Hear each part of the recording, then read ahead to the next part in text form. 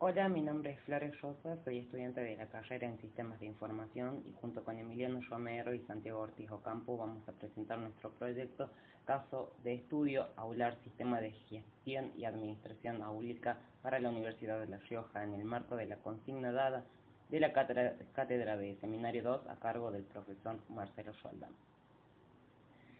A modo de historia, este proyecto nace el año pasado a cargo de mis compañeros para resolver una problemática que se habían planteado sobre el aulero y la forma que tenemos los estudiantes de compartir información sobre los horarios y las aulas de la universidad durante la cursada. De esta manera me contactan para integrarme al grupo de manera colaborativa y poder aportar mis conocimientos en el diseño de software. Es por eso que mi deber era realizar un análisis preliminar sobre el estado del proyecto antes de interactuar con él. Entonces empecé a tener contacto con la idea original y las problemáticas que estaban teniendo los chicos. En un principio se pensó a aular como un sistema que le permita ver a los alumnos el estado de la cursada en general, junto con la información de las aulas, los docentes a cargo, sus horarios, las clases próximas, las que estaban en curso y un espacio donde el alumno pudiera consultar algunas novedades. Es ahí a donde, antes de involucrarme de lleno, empiezo a cuestionarme ciertos aspectos de cara a mi futuro profesional. Como sabrán, en las cátedras anteriores como Sistemas 1 y Sistemas 2 nos enseñaron algunas metodologías, tales como la famosísima metodología en cascada. Con el paso de los años, lamentablemente esta perdió popularidad, ya que dejaba bastantes huecos que resolver en el camino. Antes se tenía en mente que al tener una idea esta idea tenía que ser escrita en un papel y luego ser plasmada en un diagrama de flujo o recurriendo a UML para tener como un punto de apoyo las especificaciones para el programador. Estas especificaciones llegaban y el programador debía recopilar de nuevo la información que estaba suelta o aislada de él, volviendo así a las partes de análisis, al diseño o incluso hasta llegar a los relevamientos preliminares. Esta problemática también se vio afectada en los puestos de trabajo, porque por ejemplo se sabía que en un equipo de desarrollo tenía que tener personas para un front-end o para un back-end, y las demás áreas tenían delimitaciones más claras, como son los legales, recursos humanos, marketing, ventas. Pero así como también avanza la tecnología, también se avanza en las especializaciones de cada integrante de los grupos, y podemos empezar a notar que existe una mutación laboral. Esto significa más división de tareas equitativas y la posterior sectorización de los puestos laborales. Y así como estos avanzan, igual que la tecnología, también lo hacen las metodologías. Así como después de la metodología en cascada surge Scrum o Lean, en estos últimos años se está notando el impulso del pensamiento en el diseño o el design thinking. Este nuevo boom nos dice que el producto se tiene que basar en el diseño y en cuanto al software tiene que respaldarse en el usuario. Como principal característica, el design thinking empieza desde la empatía, luego pasamos a la definición, la ideación, el prototipado y el testeo. Notarán que acá hay muchísimas similitudes en cuanto a otros tipos de metodologías. Pero sigamos. Así es que nacen nuevas tecnologías como UX/UI, que son personas que vienen capacitadas y especializadas en la experiencia y en la interfaz del usuario, que también nos permite y nos ayuda en la usabilidad de nuestro producto, tanto así como en la psicología y el arte detrás del desarrollo. Algo muy interesante que podemos ver en esta imagen es que ya no vemos programadores como líderes de proyectos, tampoco los nuevos integrantes, sino que en el presente todo el trabajo es y debe ser colaborativo. También podemos decir que gracias a esta división de tareas tenemos una relación mucho más flexible y que podemos empezar a cuestionarnos si nuestras soluciones son realmente soluciones. En esta imagen podemos ver la explicación de la frase de Niels Norman, dos ingenieros pioneros en el design thinking, donde el problema quizás para el diseñador es que sus productos no salgan a la venta. Entonces este diseñador o este artesano o este incluso desarrollador decidió agregarle unas orejas a su taza para que se vean un poco más atractivas y redituar un poco más. Pero luego el usuario dejó de comprarla porque, entre comillas, no cumplía sus necesidades. Esta es la parte fundamental a la hora de hablar de diseño. Diseño no es sinónimo de arte en su naturaleza pura, sino que significa que lo que estamos haciendo, una aplicación, una página web, una taza, se le debe dar la utilidad al usuario. El usuario tiene que agarrar su taza y que ésta le facilite la vida o la cambie por completo. Ahora, ¿qué pasa con los problemas? ¿Cómo sabemos o diferenciamos los problemas correctos? Y esa respuesta está en este gráfico que les muestro. ¿En qué nos beneficia tener un integrante que esté capacitado en UX/UI? Y prácticamente porque, como vemos acá en el gráfico, nos ahorra bastante tiempo y también nos ahorra bastante dinero, ¿sí? Ya que la curva muestra que cuando se elige un problema correcto y cuando uno está incorrecto. Esta es la línea de elegir un problema correcto y esta es la curva de elegir un problema incorrecto. Entonces podemos decir de que no solamente es un beneficio en cuanto a usabilidad, sino también es un beneficio que a corto o largo plazo impacta directamente en nuestro trabajo. ¿Y por qué impacta? Porque tenemos contacto directo con los usuarios. Y siempre es antes de que llegue al programador, antes que llegue al testeo, antes que llegue al mismo usuario. Ese es uno de los beneficios muy importantes que tiene la experiencia de usuario o la interfaz. Y en este punto ya podemos empezar a definir ciertas cuestiones que habíamos hablado antes. Empezar desde la empatía. En esta metodología se necesita tener empatía, porque este es el caso del aulero que pertenece a la Universidad de La Rioja, que en pocas palabras y a grandes rasgos es útil, no deja de ser útil, pero en un rango muy finito. Es poco usable para los alumnos que desean buscar un aula de una materia en particular, y ustedes me pueden decir, bueno, pero están las redes sociales que nos brindan toda la información de los horarios para cada carrera, para cada año, que también en cierta parte llega un poco tarde esa información. Es ahí que surge otra problemática. ¿No es conveniente tener la fusión de muchas aplicaciones en una sola?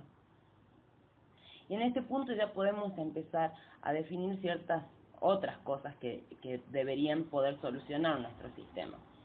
Como modelo práctico que les puede servir a cualquiera que esté diseñando algo, es importante poder delimitar los componentes de una situación.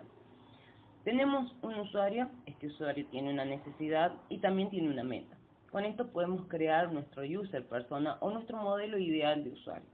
En este caso tenemos dos tipos de usuarios con diferentes necesidades, con diferentes problemáticas, con diferentes metas. A considerar que del lado del BDL tenemos una falta de seguridad, ya que el Google Drive que tiene Ajit es una plataforma que no es propia de la universidad. Y dado a que nuestro usuario ideal se maneja en un rango de 30 a 50 años aproximadamente, decimos que puede llegar a tener una falta de comprensión del sistema al no ser un nativo digital. Si no detectamos este pequeño conflicto en cuanto a la segmentación de edades de los usuarios, seguramente luego de la implementación nos topemos con un grupo de personas que no se sentirían cómodas si desarrollamos un sistema poco comprensible o intuitivo. Por otro lado, para los alumnos la comunicación con los BDLs y los profesores no es fluida por este medio y tampoco lo es por las redes sociales y carecen de información instantánea. Tal es el caso de cuando se cambia de un aula a la otra, es muy frecuente que no nos enteremos del cambio inmediatamente. Ahora, definido nuestro user persona, llega la hora de poner los pies en el barro y seleccionar nuestras herramientas. Para eso utilizamos Trello para la comunicación en el equipo, GitHub para el manejo de versiones de código, Axios, Insomnia, eBeaver y Laravel Ballet. Y para el lado del diseño decidí trabajar con Figma basándose en el análisis de los siguientes gráficos que les puedo mostrar. En este podemos ver que Figma, dentro del mar de posibilidades, me ofrece el trabajo colaborativo. Es decir, que puede venir Emiliano, que hace el frontend, y sacar parte del código que necesita. Y también porque tiene un balance justo entre el control estético y los detalles finales en cuanto al prototipado. Ahora estamos listos para comenzar con la ideación y el prototipado. Figma es un software de diseño y prototipado integral que incluye herramientas vectoriales para ilustrar, también crear bibliotecas de componentes reutilizables. Me permite la creación de wireframes o la forma en la que la aplicación está estructurada, diseñar, no solo utilizar vectores, sino también paletas de colores, gran cantidad de fuentes y opciones de máscara, que también en algunos casos es bastante útil. Prototipar de manera interactiva, generar código de traspaso, esto es lo que les decía, de que Emiliano puede venir y sacar directamente las especificaciones. Y como se dijo antes, la colaboración. En este pequeño esquema es mostrarle también un poco de por qué la decisión de usar Figma. Si vemos en las diapositivas anteriores, veíamos que teníamos una infinidad de programas, de plataformas, de un montón de cosas, de utilidades, ¿sí?, que ayudan al diseñador a hacer un trabajo un poco más ágil. Pero antes de que yo conociera Figma, tenía que empezar desde el diseño de la imagen en PNG, luego pasarlo al diseño de la aplicación o de la web o de lo que sea del software, por Sketch, después luego prototiparlo en algún tipo de prototipador como InVision, y después de eso luego sacar las especificaciones de Zeppelin. Pero junto con Figma puedo hacer directamente todo, e incluso pueden venir y gente de mi equipo puede venir y cargar una imagen, diseñar, reprototipar o prototipar y sacar las especificaciones. Estas especificaciones están buenas en la siguiente diapositiva que les voy a mostrar. ¿Por qué? Porque Figma también me permite trabajar con algunos plugins creados por la comunidad para agilizar todo este trabajo. Esta es la lista de los plugins que utilice para diseñar Aular, que en la parte práctica les voy a mostrar cómo funciona uno de ellos, más que todo el tema de cómo exportar código. Y para finalizar, les quería mostrar cómo era Aular el año pasado, para luego mostrarles el cambio que tuvo en cuanto al diseño y la funcionalidad. En esta parte tenemos la home o la página de inicio, luego una vista de calendario, de drag and drop, y finalmente una vista de modelo de formulario que estaban manejando. Y ahora, volviendo a la parte práctica de lo que es el uso de Figma, les quería mostrar más o menos cómo es empezar a diseñar desde lo más básico hasta tener un prototipo de alta fidelidad. Antes que nada, siempre se tiene que tener en cuenta de cómo va a estar organizada la información. En este caso podemos ver que tenemos acá dos gráficos, una es de la página web y otra es de la aplicación. Desde la página web empezamos a ver que cómo es la estructura, ¿sí? Esta página web va a tener un calendario, una guía, un contacto, un botón de registrar y un botón de ingresar. Luego tenemos la parte de calendario, que incluiría estos botones, la guía, el formulario de contacto, cómo sería la parte de registrarse, y el footer, con más que todo es información. Luego tenemos, después de que el usuario hace el ingreso, directamente de esta parte, es de la parte de la aplicación de escritorio, donde se empieza a ver también sus partes, sus propias esquematizaciones, ¿sí?, su propia estructura. Donde tenemos un inicio, este inicio sería como una especie de dashboard, donde tendríamos un calendario y las estadísticas. También tendríamos una sección de horarios, una sección de gestión áulica. Esta parte de usuarios, al final del diseño y del prototipado, se terminó descartando, y su parte de reclamos, donde cada parte tiene también sus propios ingresos. Luego, para mostrarles un poco cómo fue la ideación en cuanto a los wireframes, ¿sí? Un wireframe es más o menos lo que están viendo acá, son estructuras, ¿sí? También tiene un poco de user flow, donde el usuario va a entrar en un login, si no accede lo va a llevar a un form, si accede lo va a llevar al dashboard que les había mencionado, va a mostrar su calendario, que va a tener también forms donde los pueda llenar. También va a tener la parte de gestión áulica, ¿sí? Que también tendrá pasos a seguir para completar alguna acción.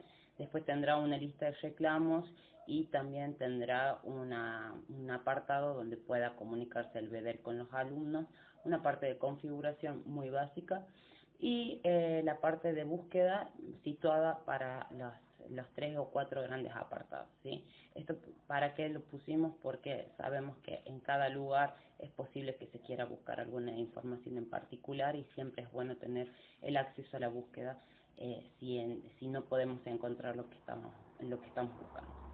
También acá le puse un wireframe de estadísticas. Este wireframe de estadísticas se lo tuvo en cuenta por una cuestión de que si bien la base de datos fue realizada por los chicos, hay cierta información que seguramente en un relevamiento preliminar tendríamos que tener contacto con los BDLs para poder pedirles que nos diga qué información de toda esa base de información que tenemos le es relevante. Así que es por eso que esta parte del wireframe de estadística está acá. Luego, pasando a la vista de la aplicación, ya tendríamos más bien un user flow, donde la aplicación tendría una pequeña presentación, un login, si accede va directamente al inicio de la aplicación, si no va a registrarse, y cuando se registra lo redirecciona a la página web de Aular. En inicio tenemos botones donde están nuestras pantallas, donde entraríamos en agregar horario, calendario, recursos y configuración. Acá hay una cosa muy importante y una cuestión lógica que decidimos plantearnos, es que nosotros al tener Aular y ser un sistema de gestión y administración de aulas y horarios, tuvimos en cuenta que si nosotros tenemos una base de datos que recopile toda la carga que se haga, entonces podemos decir que los eventos que se realizan en Aular, que son un apartado bastante interesante de tratar. ¿Por qué? Porque es sabido de que, por ejemplo, hay veces donde queremos asistir a algún evento o nos parece interesante algún evento de otro módulo y no nos terminamos enterando a tiempo y siempre nos enteramos al último y nunca podemos lograr ir o no coincidimos. Entonces la lógica fue, si Aular tiene una base de datos que registra horarios y registra lugares físicos, entonces también si alguien viene de algún otro módulo y carga sus eventos de su módulo, entonces también podríamos tener desde la aplicación acceso a esa base de datos. Y, ¿por qué no mostrarla en la aplicación? También, así como lo es es relevante para la cuestión de querer ir a un evento, de la acción de querer ir a un evento, también es importante porque de tantos calendarios que podemos tener, de tantas aplicaciones de calendario que podemos tener, Aular se basa en que tiene este pequeño valor agregado que hace la gran diferencia, ¿sí? Porque nuestro pensamiento también es de que no se obligue a la gente a descargar la aplicación. Luego van a ver el por qué cuando les muestre un poco de lo que es la página. Si no se obliga, entonces hay que también darle una alternativa y que esa alternativa sea interesante para el usuario, la cual lo lleve a descargarse la aplicación y la mantenga usando. Entonces vemos un panorama más o menos lógico también de si hay próximas clases, qué pasa cuando, qué tipo de horario es, si la clase está en curso, entonces qué es lo que va a hacer la aplicación. Y acá en esta parte de eventos también es poder agregar un evento al calendario. Pasando a la vista puramente estética de lo que es el diseño, estos son las componentes de los que les hablaba antes. esta es la forma más o menos un poco, acá un poquito desorganizada, tratando de organizar, pero en algún momento se pierde la organización, pero ya estamos trabajando con componentes. ¿Qué quiere decir trabajar con componentes? Que yo puedo agarrar este calendario, lo puedo ir y modificar, lo puedo modificar acá y se me va a modificar en todo el documento. Ahora vamos a la parte de lo que es web, página web y aplicación web. Entonces tenemos nuestra página de la UNLAR, una landing page muy sencilla, un login, qué es lo que pasa con el login, un buscador de horarios, un par de detalles, y luego acá también la parte de lo que es la aplicación web directamente o de escritorio. Si nosotros ponemos en lo que es prototipar, vamos a poder mostrarles un poco de cómo es que funciona toda, desde la página web y cómo va llevando hacia la aplicación, ¿sí? Entonces podemos ver, esto ya es un prototipo bastante funcional, ¿sí? Con bastante fidelidad, donde podemos empezar a ver un poco, ¿sí? Cómo es acá un botón de llamado a la acción, el footer que tiene links y que nos redirigen a páginas de interés. Y cuando yo hago clic en registrarme, ya sea ahí abajo o en el botón de arriba, nos redirige a esta pantalla donde podemos crear una cuenta, ¿sí? Creamos una cuenta y directamente nos pasa al lado del dashboard. Este dashboard tiene su inicio, como se dijo antes. Esta es sería la parte de las estadísticas. Estas tarjetas, mejor dicho, estas tarjetas con información nosotros las agregamos, no están agregadas porque cumplen una función, sino por un desconocimiento de nosotros, que seguramente serán rellenadas con la información que los BD les crean importante. Un apartado de información general donde muestra el estado del aula, la materia, la carrera del docente, el inicio, el fin y la capacidad de alumnos. Y acá un poco de estadísticas, total de alumnos registrados en el sistema, total de docentes registrados y demás. Y como les mencionaba antes, el tema del buscador. Ahora, si volvemos un poco atrás, no me quiero adelantar mucho, cuando vamos a la parte de horarios en la página web, tenemos un buscador y esta parte también se desechó del diseño porque consideramos que a nosotros mismos nos cuesta empezar a buscar en el campus virtual nuestras materias, y tenerlo así es realizar exactamente la misma acción y es un poco tedioso. Entonces decidimos no ponerlo en código, ¿sí? Esto lo que significa es que uno entra a la página de Aular, busca alguna materia de interés y le muestra una tabla con todas las materias que está buscando, con las materias que está buscando. En el caso de contacto, acá tenemos la parte de contacto, y si no se quiere, si ya está registrado, entonces directamente vamos a ingresar, me aparece el login, aún no tengo cuenta, me debería mandar a registrarme, ¿sí? ¿Ves? Ahí volvemos. Bueno, para seguir con la aplicación de escritorio, pasamos ahora a lo que es horario.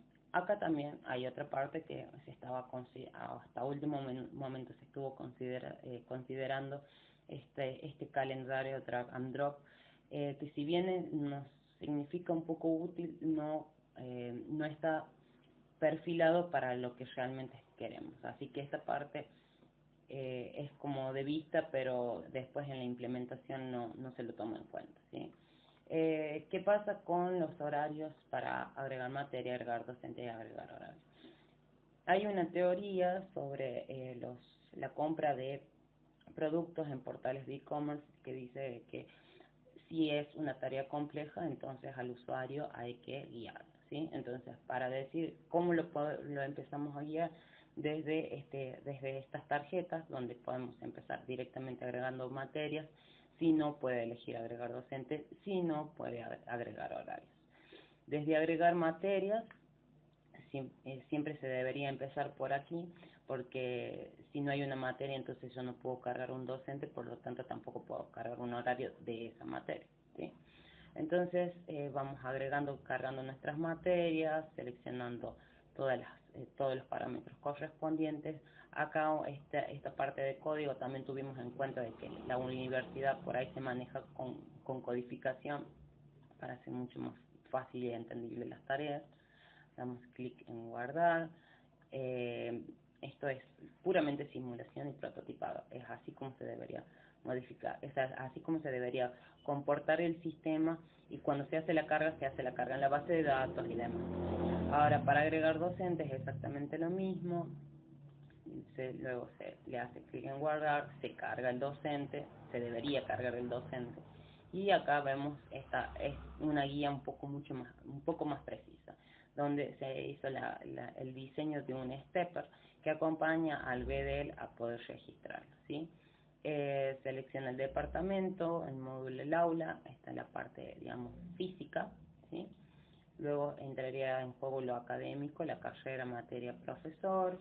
Luego aquí tendríamos dos tipos de horarios que nosotros consideramos que uno es el estático, que nosotros lo podemos predefinir en el código como cuatrimestral o anual, y luego entran en juego los personalizados, que ya sean los eventos, las materias de consulta, o muchas cosas, muchos horarios que se pueden personalizar. Con un desde hasta un hasta, luego un inicio al fin, el tipo de clases, y acá también otro punto de experiencia de usuario es que le pusimos un selector de recursos. ¿Por qué? Porque siempre sabemos de que cuando llegan las clases o los profes no tienen los recursos como proyectores, y bueno, un montón de recursos recursos didácticos y todo lo demás, o las llaves de los laboratorios. Entonces, qué mejor que ya cada docente, cada materia tenga asignado su propio recurso, y si simplemente se va a hacer una organización mucho más rápida, más flexible, mucho más ágil en cuanto a la carga de un horario. No, se evitarían problemas a futuro con un simple selector de recursos. Y luego, para confirmar, es entregarle al BDL toda la información que él cargó para que él verifique esa información y pueda decir si confirma o directamente si sale de él. Entonces, cuando se confirma, ahí hace un efecto de carga, donde se carga el horario y se registra en el sistema. Luego tenemos también la parte de gestión. Este modelo que tenemos acá fue sacado directamente en formato de inspiración de, por ejemplo, cuando vamos a comprar un pasaje de colectivo, de avión, que ya nos muestran las casillas que están ocupadas y las casillas que están libres. Entonces yo tengo acá mi módulo donde tengo mis aulas. En este caso nos basamos en el modelo de el departamento de exactas, ¿sí? Con sus respectivos laboratorios, que son los laboratorios informáticos, y cada recuadro tiene un color diferente, indicando de que si está ocupado o si está libre. Se puede hacer una selección también para ver los detalles. En el caso de que no esté ocupado y tampoco esté libre, se dice que el aula está no disponible. Tal es el caso como las secretarías estudiantiles que podemos encontrar en los mismos módulos. Luego también tenemos esta cuestión de que nos empezamos a preguntar cómo es la relación de los BDLs con los BDLs, ¿sí? Si yo BDL de módulo de exactas quiero pedir un aula para, por ejemplo, en el caso de física, que necesitamos el laboratorio para del módulo 4, entonces yo puedo enviar una solicitud desde este botón, donde solamente tengo que cargar la materia, la fecha, la hora, el profesor, la cantidad de alumnos y el aula y la materia, ¿sí? Y dependiendo del BDL que reciba, me va a mostrar un rechazado o un aceptado. ¿Esto para qué es?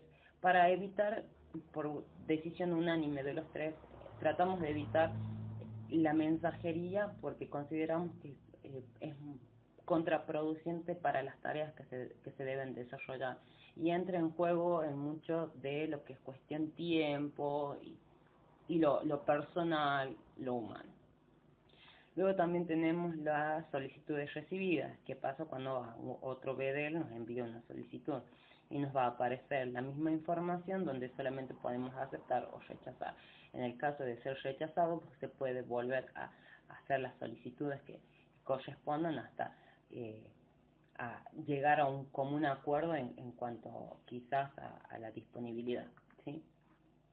Luego tenemos los reclamos, que los reclamos serían cuando un alumno le manda un reclamo a la BDL con un tipo de reclamo, que ya sea una demora, un cambio de lugar, un cambio de horario, donde él no fue avisado, entonces la BDL tiene que responder.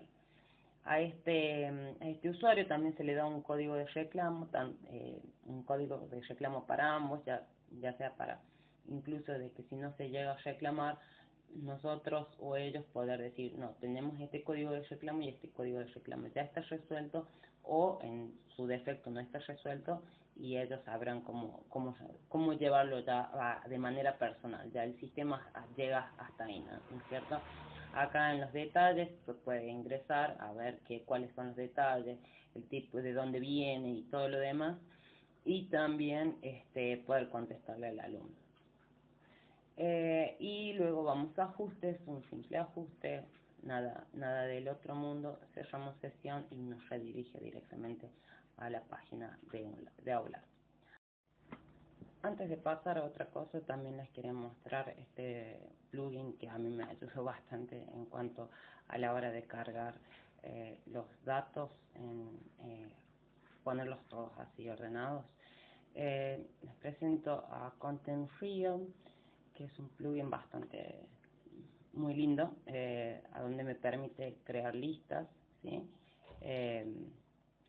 Ven, acá en este caso yo puedo cargar todas las listas que yo quiera sobre las materias, también creé una lista de carreras, me descargué el Lore Ipsum, los departamentos que también los configuré yo, los tipos de quejas también que los configuré yo, y estos ya son bibliotecas directamente descargadas desde el mismo Content Sheet, ¿sí? Esto también nos permite tener imágenes, nos da los avatars, ¿sí? Sin necesidad de estar instalando avatars, yo sí lo tengo instalado, y si no también los icons, que en este caso yo lo descargué uno, pero solamente para probar, pero seguí utilizando lo que es Father Icons, que también les muestro más o menos cómo es Father. Tiene una lista inmensa de iconos donde también se puede buscar y se pueden agregar al proyecto. Es recomendable siempre tener un UI-Kit para ponerlos en formato de componente y así poder irlos usando, cosas de que si tenemos que redimensionar o algo por el estilo no se pierda la calidad. Bueno, ahora sí, vamos un poquito más adelante. Esto es toda la vista de la aplicación móvil, ¿sí? Quedó bastante bien, le faltan un par de cosas, pero la idea de hacer la aplicación móvil no era hacerla en formato código, sino también probar lo que es Bravo Studio, que es un software que permite desde una API extraer todo lo que es el diseño de acá de Figma y junto con la API mandarlo todo a un empaquetado y crear una web nativa como si se hubiese hecho en código.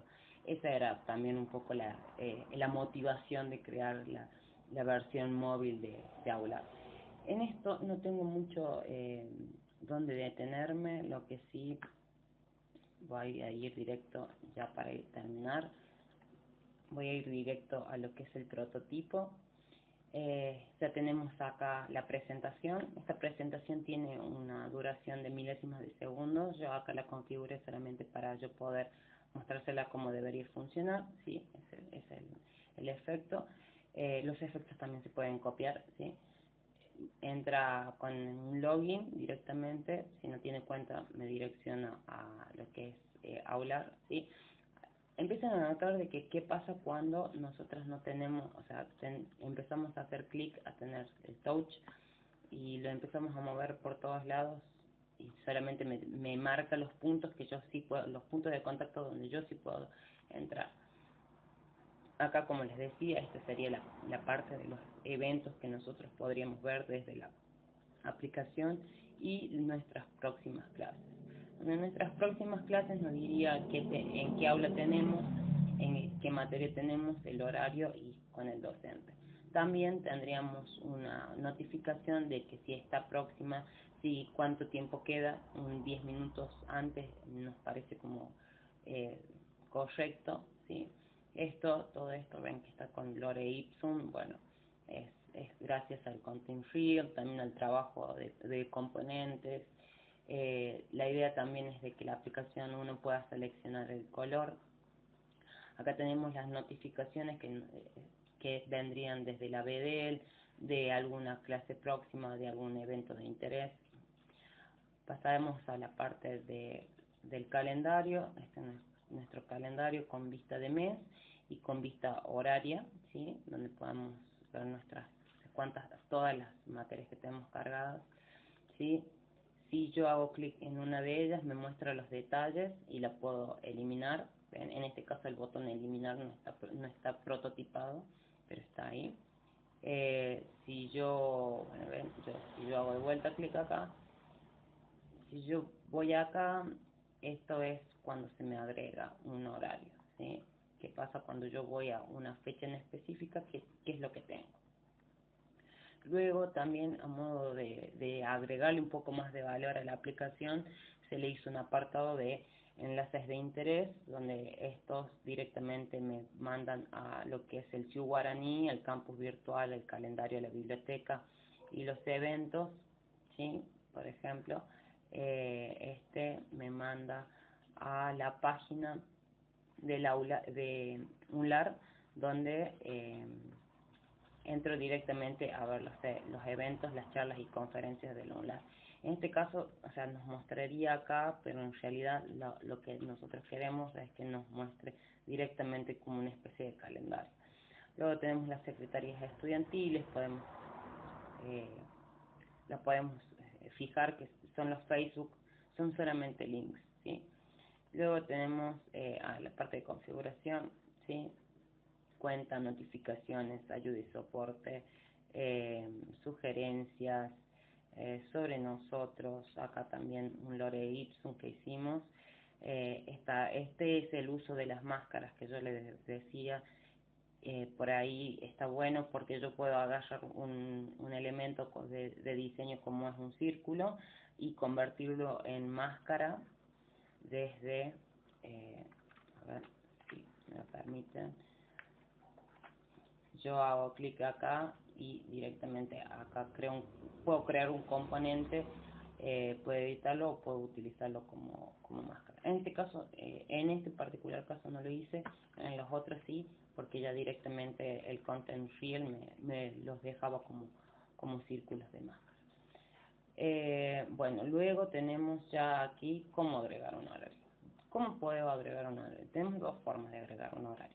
Uno es buscándolo desde la base de datos de Aular, así como les mostré desde la página. Bueno, lo mismo, las mismas cosas que estaban en la página y los componentes, o sea, la metodología, la tabla y todo lo demás, se vendría a esta pantalla. Lo busco y lo agrego, ¿sí? Y luego, si no, puedo agregar un horario personalizado, ¿sí? Donde pongo un título, una descripción, un selector de color y listo. Luego agrego y me vuelve a mandar a donde yo lo mandé, ¿sí? O sea, donde yo lo agregué, el día que yo lo agregué, me lo tendría que mostrar ahí. Y luego también mostrarme todos los demás, ¿sí? Qué es lo que tengo en cada cosa. Luego, si vamos sí, ¿qué pasa? Ya empezamos a tener un poco más de interacción con la realidad, ¿sí? ¿Qué pasa si yo quiero ver una clase que está próxima, ¿sí? Está próxima, pero yo quiero hacer un reclamo, ya sea por demora o por cambio de lugar o algo por el estilo. Me fijo qué tipo de demora, de reclamo voy a realizar. Y acá algo muy interesante que lo charlábamos con los chicos, de cómo evitar los accidentes humanos, ¿sí? He sabido de que puede haber personas, algunas malintencionadas, que pueden llegar a querer usar de manera errónea nuestro sistema. Entonces aquí se le puso una notificación, ¿sí? Eh, un apartado donde se le explica al usuario qué es lo que pasa cuando manda un reclamo y o sea, qué es lo que pasa cuando le llega la BDL y después la BDL le contesta, por eso es la parte de verificar la respuesta en las notificaciones. Luego se selecciona una demora y se le vuelve a hacer una advertencia. ¿Para qué es esta advertencia?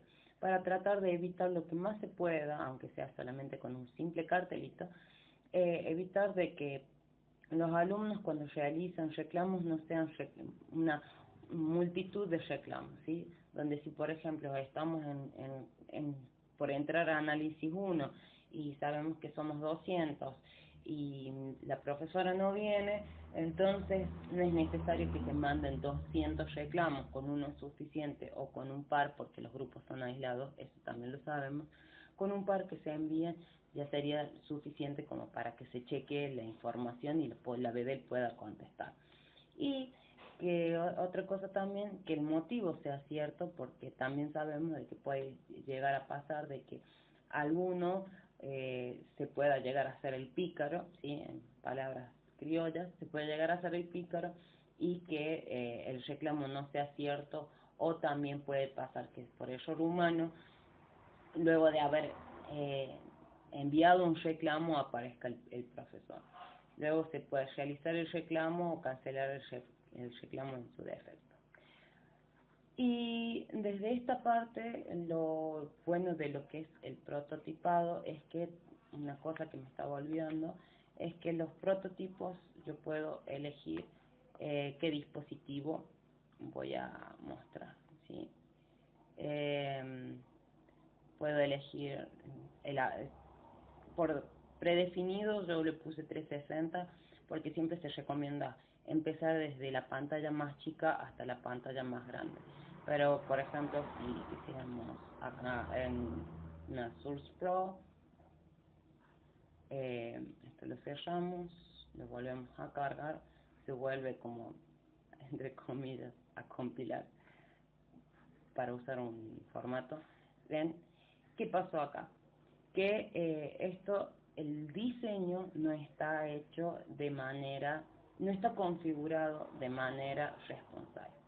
Así que lo que se tendría que hacer es ingresar a los frames, hacer un rediseño, modificar algunas características y ponerlo en lo que es para que se pueda ver en formato responsable. Eso también lo tiene Figma, pero por una cuestión de tiempo y agilidad para la presentación de la materia, no se tomó en cuenta esas consideraciones, pero sí se las tiene que tomar. Es importante que se la tome porque también le ayuda mucho a lo que es el frontend. Bueno, hasta aquí, muchísimas gracias por acompañarme.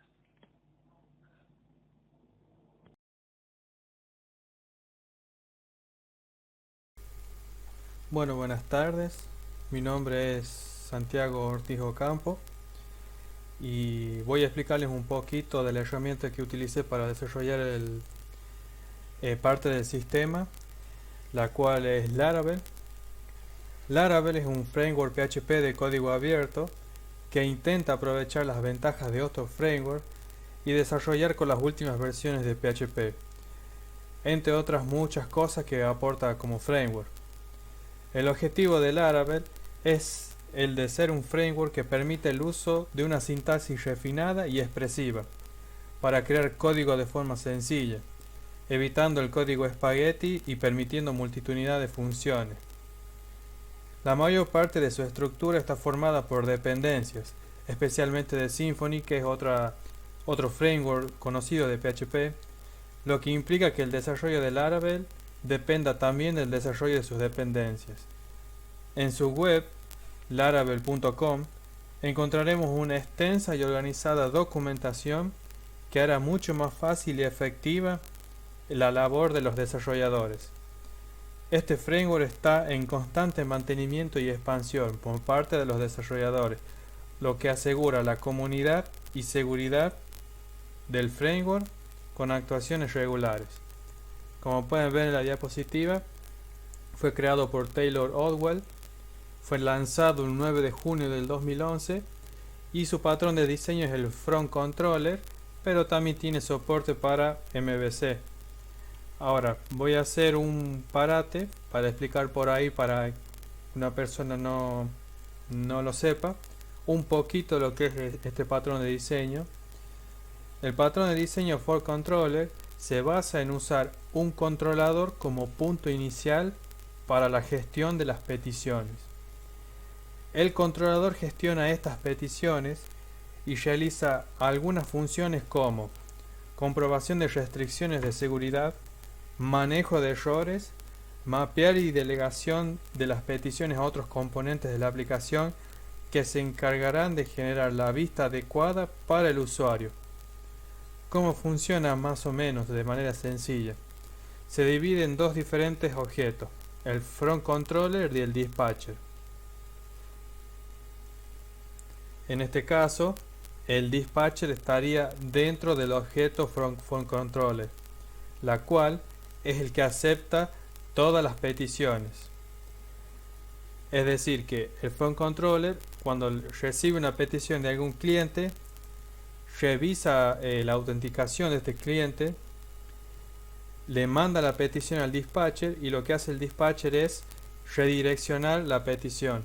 En este caso, como el ejemplo lo muestra, se lo manda la petición delegada a un controlador. Este controlador delega y manda un modelo, y ese modelo manda a llamar una vista, la cual finalmente es la que es enviada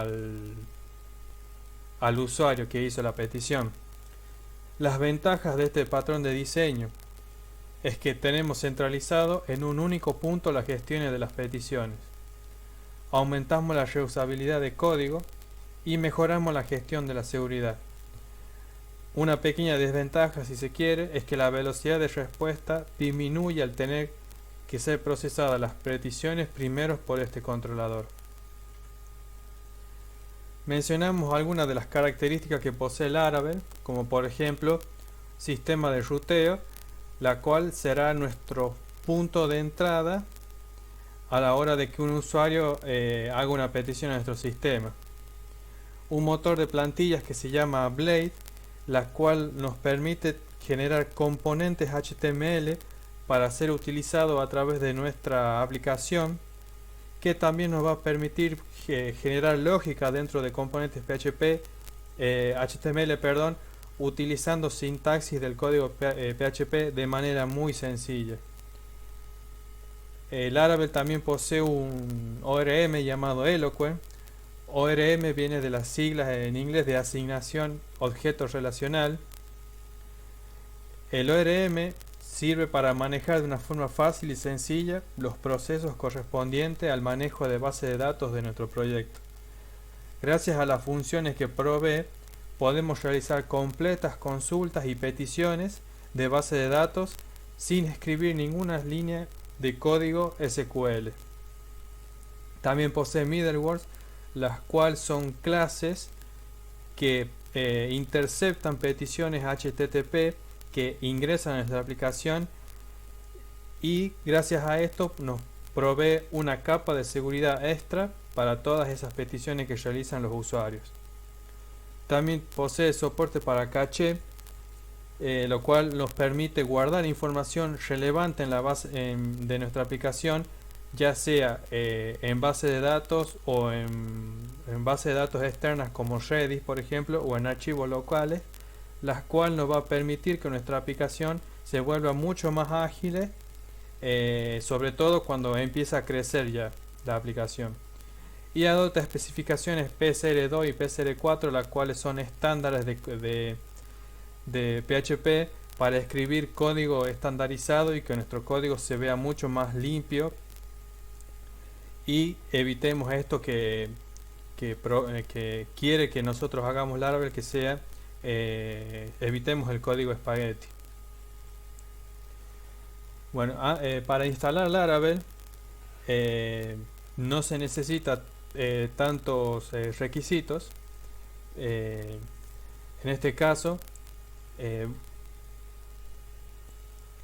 este caso, si bien puede parecer mucho, pero herramientas, por ejemplo, en Windows como Laragon, o en iOS y Linux como Valet, que son servidores que nosotros podemos utilizar para desarrollar aplicaciones web, esas herramientas ya proveen los requisitos del servidor que aparecen a la izquierda.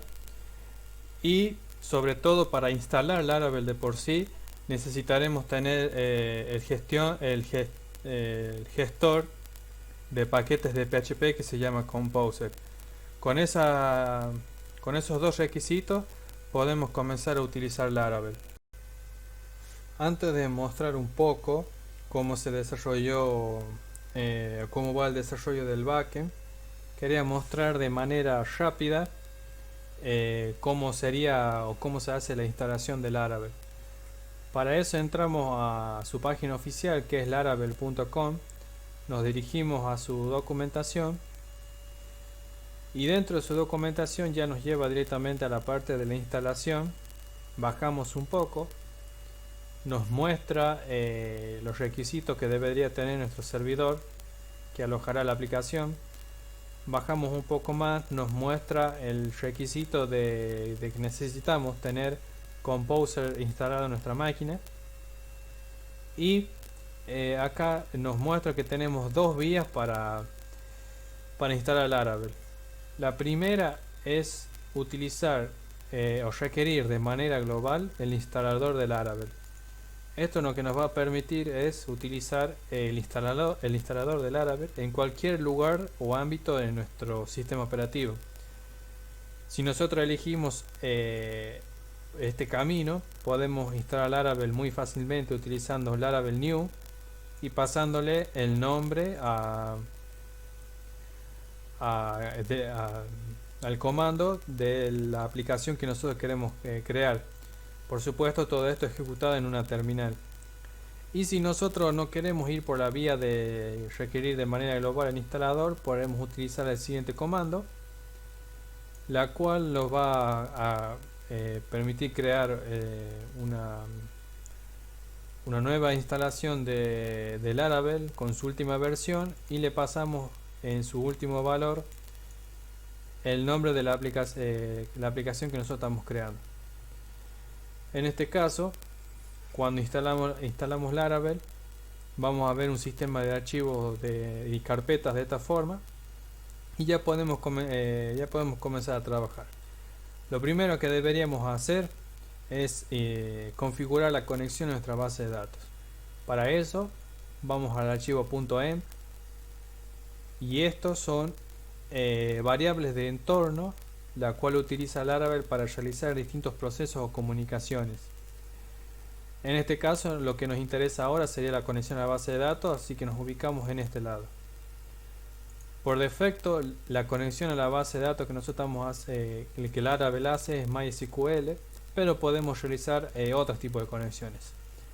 Para conocer cuáles son esos tipos de conexiones, nos podemos ir a la carpeta config y dentro de config ir al archivo database, la cual es un archivo de configuración que utiliza Laravel, y aquí podemos ver otros ejemplos de tipo de conexión, como son SQLite, MySQL, Postgres y SQL Server. Y nosotros acá podemos agregar en este arreglo otro tipo de conexiones.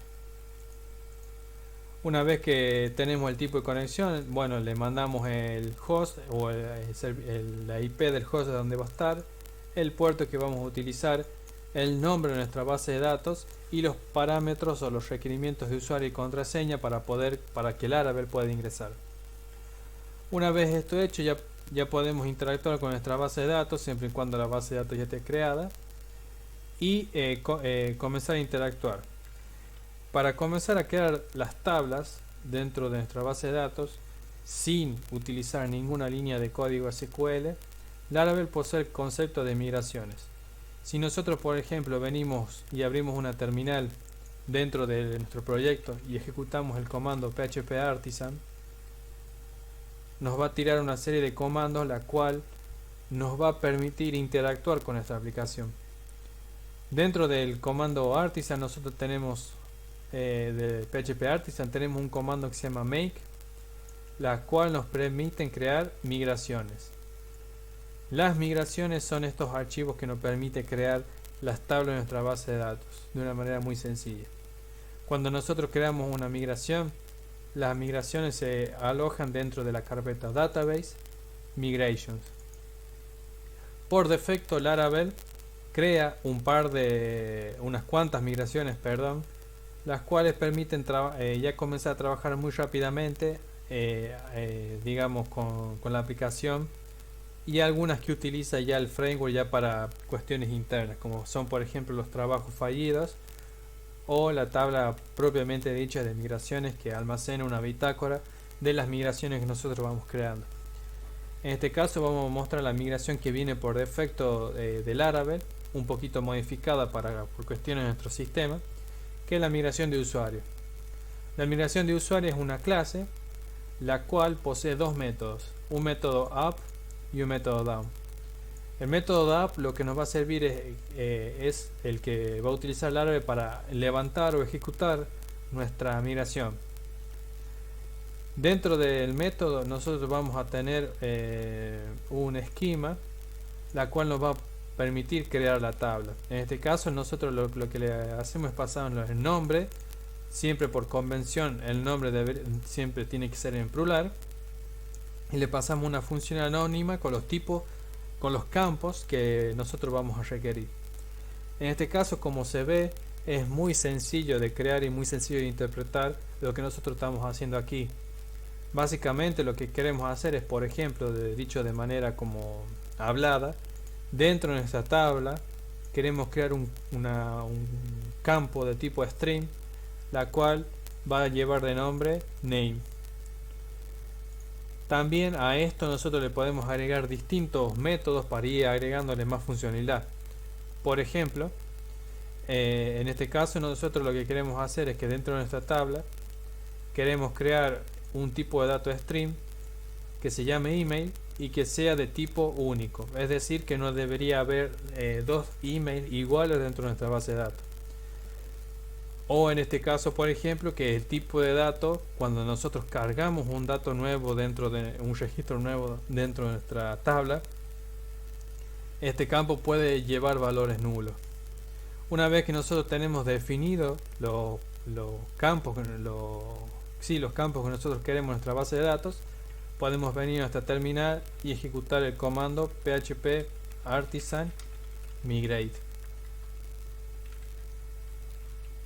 que sería este de aquí, migrate, la cual lo que va a hacer es ejecutar este método up y nos va a levantar las tablas de todas las migraciones que nosotros vamos creando en este orden. Si el comando se ejecuta de manera correcta, esto es gracias a que nosotros realizamos una buena conexión a la base de datos, nos va a crear una base de datos como esta. La cual las tablas están desordenadas porque así lo puso el software que es el dbeaver, la cual es un programa que muy parecido a PHPMyAdmin, nada más que solamente para base de datos. Podemos visualizar acá un esquema de la base de datos, y esto es lo que nos crea el comando php artisan migrate con todas las relaciones que nosotros vayamos creando. Una vez que nosotros tenemos las migraciones, lo que podemos hacer es crear los modelos, las cuales van a poder comunicarse con nuestra base de datos. En este caso, los modelos se encuentran dentro de la carpeta app, y aquí todos estos archivos que se encuentran aquí son los modelos que nosotros fuimos creando para la aplicación. Vamos a ingresar el modelo user, que es el que viene por defecto dentro del Laravel. Y como vemos, es una clase que implementa otras clases, las cuales no las vamos a explicar en este momento, y las cuales llevan atributos protegidos que son, digamos, funcionalidades que nos provee Laravel muy interesantes para nuestros modelos. Por ejemplo, como para explicar uno, este atributo que se llama hidden, que es de tipo protegido, la cual nos permite, cuando nosotros hacemos una petición al modelo user, a la tabla user, y nosotros recibimos una respuesta, lo que hace este atributo es decir, nosotros decimos a Laravel, bueno, quiero que todo lo que esté dentro de este arreglo, cuando alguien haga una petición, no me lo muestre en la petición. Esto digamos, nos asegura que en las peticiones no aparezca información sensible de cualquier modelo. En este caso, por ejemplo, en el modelo user, no queremos que en cualquier petición que hagamos desde un cliente aparezca la contraseña del usuario. Y así con las demás atributos. Y aquí viene algo muy importante, que esto es parte del ORM de Laravel, que es Eloquent, la cual nos permite realizar, nosotros podemos crear métodos que van a crear relaciones virtuales para que interactúen nuestros modelos. Nosotros ya tenemos creado en la base de datos relaciones físicas, entre comillas, dentro de la base de datos. Pero nosotros tranquilamente podemos crear una base de datos con tablas sin relacionar y relacionarlas aquí. Y van a actuar de la misma forma, ya que el ORM del Laravel nos permite eso.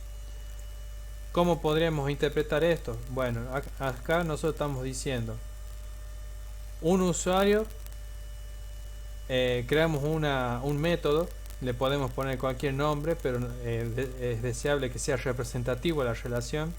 Estamos diciendo que un rol, un usuario pertenece a un rol, que es lo que nosotros digamos creamos en esta parte. Eso nos va a permitir utilizar el ORM de Laravel para poder realizar consultas mucho más ágiles. Bueno, una vez que tenemos nosotros creado la mayoría de nuestros modelos y configurado la mayoría de nuestros modelos, necesitamos configurar los puntos de entrada a nuestra aplicación, que en este caso serían las rutas. Las rutas en Laravel se encuentran dentro de routes, y acá tenemos distintos tipos de rutas. En este caso, por ejemplo, tenemos ruta de tipo API, por si nosotros queremos crear una aplicación de tipo API REST. Por ejemplo, channels, que nos permite crear canales de comunicación para aplicaciones de tiempo real, y en donde nosotros vamos a estar en la mayoría del tiempo, que son rutas de tipo web.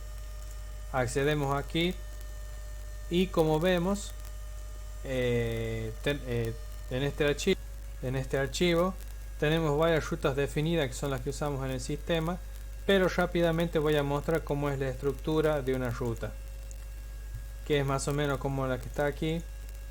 Nosotros podemos hacer de la siguiente forma: llamamos al objeto root, que lo tenemos implementado aquí arriba, y le pasamos el primer método. Lo que le pasamos es el tipo de petición a la que va a activarse, si se quiere decir, la ruta.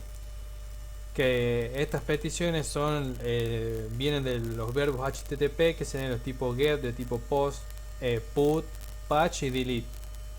En este caso, por ejemplo, nosotros queremos crear una ruta de tipo get, y como nos muestra el autocompletado, la ruta recibe dos parámetros.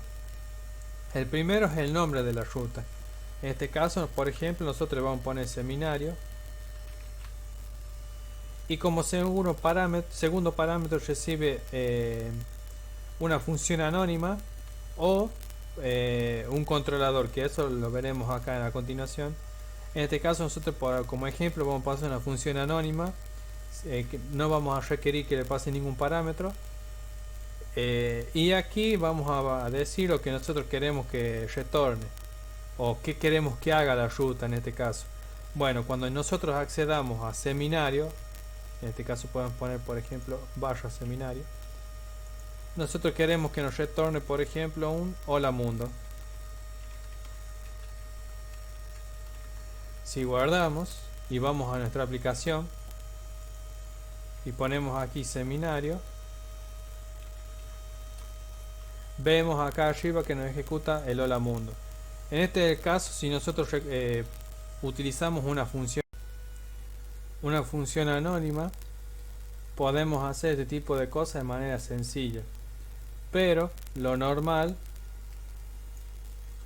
sería, por ejemplo, implementarlo de la siguiente forma, como por ejemplo esta ruta, la cual nosotros estamos diciendo que cuando accedamos a /home, quiero que actúe, le pasamos como segundo parámetro un string que dice: quiero que actúe home controller. Por defecto Laravel va a interpretar que todos nuestros controladores se van a encontrar dentro de la carpeta app http controllers, y este home controller que está haciendo referencia aquí es este que está controllers home controller, y que invoque al método index. En este caso, si nosotros por ejemplo accedemos a home controller, vamos a ver que tiene un solo método que se llama index, y que cuando accedemos retorna una vista que se llama home. Esta es una forma básica de, digamos, la comunicación entre una ruta y un controlador. Dentro de la ruta también podemos pasar distintos parámetros. Por ejemplo, acá nosotros creamos un grupo de rutas, la cual va a tener un prefijo que se llama admin, lo cual quiere decir que cuando nosotros accedamos a la, digamos, la URL base de nuestro proyecto, todas las rutas van a tener un /admin antes, y bueno, en todas estas que están aquí dentro de este prefix o de este grupo de rutas van a conservar ese tipo de parámetros, digamos. Y todas estas rutas contribuyen, digamos, al uso de la aplicación. Una vez que nosotros tenemos las rutas definidas, podemos ir al modelo, al controlador que hace referencia, para ver cómo se actúa. En este caso, como dice aquí definido, nosotros tenemos que acceder a controllers y ir al namespace que es admin para poder ver estos controladores, la cual vamos a tener dentro de app http controllers admin, y como ejemplo vamos a acceder a department controller. Este sería un controlador básico, la cual si nosotros lo creamos podemos acceder a la terminal, y dentro de este comando make tenemos aquí controller. Nosotros podemos acceder, por ejemplo, php artisan make controller, y si por ejemplo nosotros ponemos "-h", nos da qué parámetros le podemos pasar. Y para crear un controlador de recursos, que es para crear un CRUD básico dentro de un modelo, que serían las operaciones de crear, borrar, eliminar y listar, por decirlo, podemos pasarle este parámetro "-r", que es de tipo resource, la cual Laravel nos creará automáticamente por estos métodos: el método index, el create, el store para guardar, el show para mostrar un solo registro, el edit, el update para actualizar un registro, y el destroy para borrarlo. Básicamente todas nuestras rutas apuntan, como vemos aquí, apuntan a ese controlador y a los métodos correspondientes. Cabe recalcar que cada método tiene que ir con su verbo HTTP correspondiente.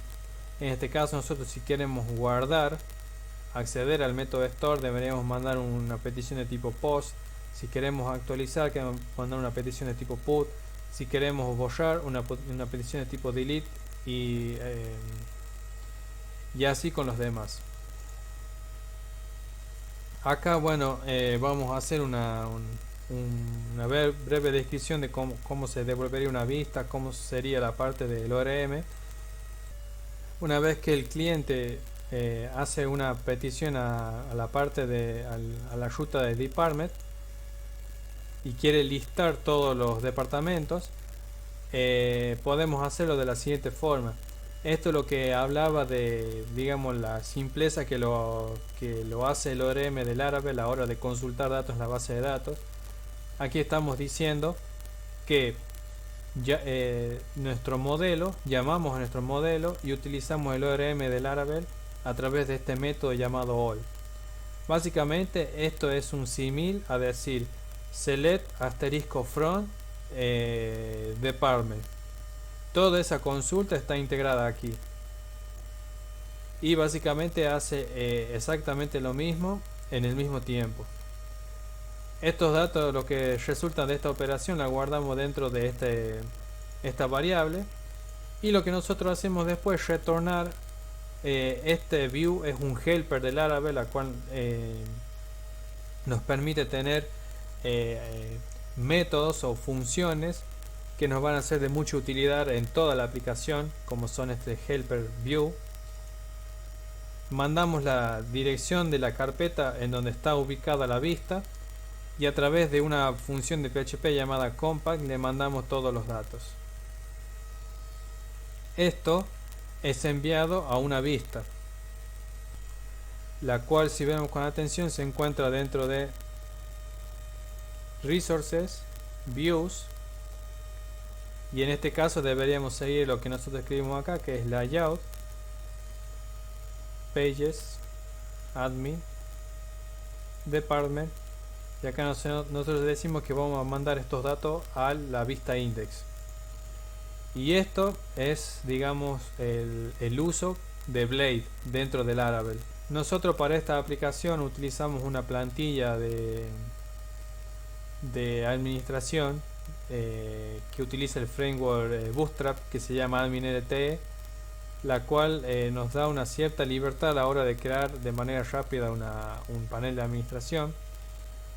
Y aquí es donde vemos, por ejemplo, la ventaja de utilizar Blade. Esa plantilla es muy grande y nosotros podemos dividirla en secciones y irla llamando dentro de componentes separados para hacer el código mucho más reutilizable. En este caso, por ejemplo, yo separé la plantilla y la dividí, y acá hago referencia a esas partecitas donde yo voy donde yo fui separando para llamarla de manera mucho más ágil. Y dentro de esa plantilla yo creé una sección, como dice aquí, que se llama contenido, en donde va a ser, digamos, la parte dinámica dentro de toda la plantilla. Y en este caso yo lo único que creo aquí es una tabla común de HTML utilizando algunas clases de Bootstrap, como lo vemos aquí. Y estas son algunas sentencias que Blade nos ofrece para inyectar código PHP dentro de HTML, siempre y cuando nosotros hayamos llamado al archivo de esta forma, el nombre del archivo, y tiene que tener sí o sí extensión .blade.php. Si nosotros hacemos esto, podemos tener acceso a Blade dentro de, acceso a código PHP dentro de HTML. En este caso, si recordamos, nosotros mandamos a nuestro controlador una variable llamada depths, y lo que nosotros hacemos aquí es crear una tabla, y dentro de su body lo que hacemos es un for each, donde recorremos esa variable que nosotros mandamos, la guardamos aquí, y dentro de cada TD vamos guardando los datos que vamos recibiendo dentro de ese for each. Y si todo sale bien, dentro de nuestra aplicación podemos ver lo siguiente. En este caso, bueno, accedemos a nuestra aplicación. Bueno, la aplicación está digamos, todavía en desarrollo, así que perdone si por ahí encuentran algún tipo de cosita que no está en su lugar. Nosotros lo que estábamos haciendo es crear una tabla que muestre los departamentos dentro de esta página HTML. Si nosotros accedemos, por ejemplo, a unidades académicas, lo que vamos a ver es esa tabla que nosotros estamos imprimiendo aquí a través de, digamos, la plantilla Blade. Como podemos ver, lo que genera Blade es que nosotros podemos tener código estático, como sería toda esta parte externa, y nosotros ir cambiando de vistas, y así poder tener digamos, material o vistas más dinámicas para cada una de nuestros espacios o dentro de nuestras rutas. Como podemos ver acá, cada vez que nosotros hacemos clic, tenemos ese prefix que nosotros teníamos de admin. Eso que nosotros le agregamos para poder separar o dividir las rutas que van a utilizar los distintos tipos de usuarios dentro de la aplicación. Y el recurso a que hago referencia. Bueno, acá le mostraré un poco lo que es, digamos, el desarrollo de el panel de administración que tendría el usuario administrador y los BDL que manejarían el sistema. Por supuesto, esto digamos, sería de una manera básica, como para ir probando las funcionalidades, donde tenemos, por ejemplo, la parte de las carreras, donde muestra una tabla con un pequeño buscador para poder filtrar el tipo la carrera que nosotros estamos buscando. También donde nosotros podemos editar el tipo de carrera o ver las materias asociadas a esa carrera con una tabla parecida. También, bueno, tenemos un espacio dedicado a las materias por si directamente quiere buscar una en particular. También editar la materia en cuestión. Tenemos la parte de los espacios áulicos donde se gestionarían los edificios, que sería digamos, al que corresponde cada aula, y sobre todo algo muy principal dentro de nuestro sistema, las aulas, donde, por ejemplo, si nosotros accedemos a más detalle de un aula, podemos ver información que, bueno, esta veremos si es relevante o no para la administración, para el administrador, eso ya lo veremos. Y aparece aquí abajo horarios que están asignados a esta aula, para poder tener un rápido vistazo, digamos, de qué horarios se tiene en cada espacio áulico. Tenemos también la parte de gestión horario, donde tenemos el periodo académico. Esto se definiría antes de crear un horario para poder tener, digamos, la fecha de inicio y fin que nos permite crear de manera adecuada el horario, como corresponde a la parte del primer cuatrimestre, segundo cuatrimestre, iría también la parte de anual. El módulo para crear horarios y un filtro de los horarios que se van creando dentro del sistema. En este caso tenemos 3 como ejemplo, en donde nos muestra últimos horarios agregados y una tablita que nos muestra información básica del horario. Y si nosotros apretamos aquí, podemos ver un listado de todas las clases que corresponden a ese horario. En este caso, más o menos una materia que corresponde a un cuatrimestre tiene esta cantidad de clases. Y por último, en desarrollo tenemos la parte de gestión de usuarios, en donde el administrador podrá hacer uso de crear usuarios, en este caso solamente de profesores. Para terminar, me gustaría mostrarles la otra parte que tiene la aplicación, ya que digamos, las rutas web, como lo vimos aquí,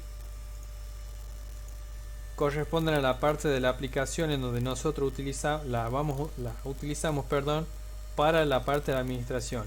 Pero también nosotros estamos desarrollando una aplicación para los alumnos, las cuales van a consumir una API que también está desarrollada en este proyecto. En este caso nosotros tenemos desarrollada una API donde se encuentran esas rutas dentro de este archivo root API, las cuales nosotros digamos, ponemos a disposición a través de rutas públicas, como serían en este caso, o rutas protegidas, como sería en este caso. ¿Qué quiero decir con rutas públicas? Por ejemplo, si alguien quiere saber algún horario de alguna materia, tendría que acceder a una ruta pública, ya que nosotros no requerimos que un usuario o un alumno esté digamos logueado dentro del sistema para poder acceder a esa información. En este caso, por ejemplo, creamos una ruta pública para poder acceder a los horarios. Las rutas de tipo API funcionan de la misma forma que la de tipo web, creando el tipo de llamando al objeto ruta, eligiendo el tipo de petición que se va a hacer, y el resto es lo que veníamos explicando. En este caso, por ejemplo, para poner un ejemplo ahora, vamos a consumir esta ruta. Para eso, como es una petición API, nosotros necesitamos un software que nos permita realizar peticiones HTTP a una aplicación. Podemos utilizar Postman, que es muy utilizado, o también un software que recomiendo, que es muy ligero, que se llama Insomnia, la cual nos permite realizar peticiones. A ver si puedo aumentar un poquito aquí. La cual nos permite utilizar una URL y nos permite realizar peticiones HTTP. Y aquí, por ejemplo, nosotros le podemos elegir el tipo de verbo que nosotros queremos. En este caso, por ejemplo, vamos a consumir esta ruta, la cual nos dice que nosotros vamos a ir a la URL /API /horarios y aquí nos está diciendo que va a recibir un parámetro. Muy bien, entonces nosotros venimos la ruta de nuestra aplicación /API, ya que estamos utilizando ese tipo de ruta, /horarios y le mandamos el parámetro.